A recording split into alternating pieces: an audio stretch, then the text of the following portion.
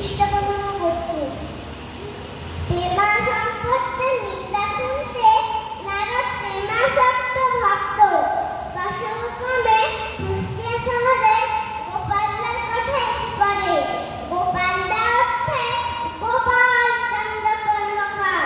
কুষ্টিয়া বাজারে প্রখ্যাত সজ্জা দ্রব্যের ব্যবসায়ী।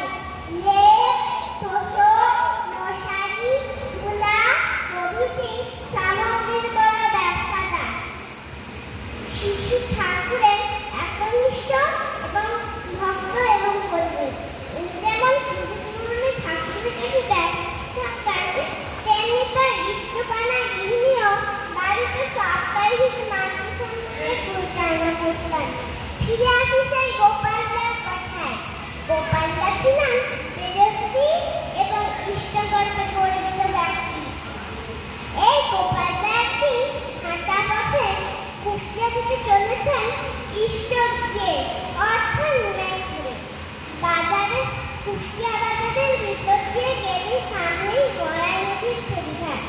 সেখানে গড়াই পার হয়ে মাঝখান থেকে গেলেই পমস্তা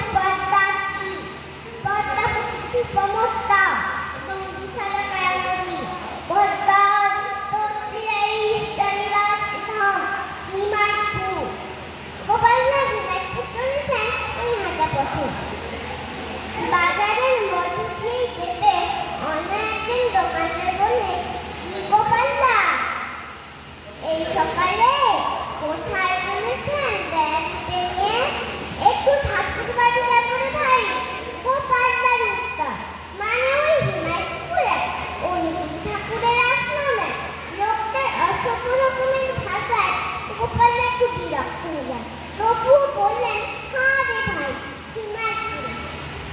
তা আপনাদের ঠাকুর অনেক জাদু জানে, লোক বশ করে ফেলে। একবার বসে গেলে আর ফিরতে পারে। আপনারও কি সেই দশা হয়েছে? লোকটার ব্যাংক।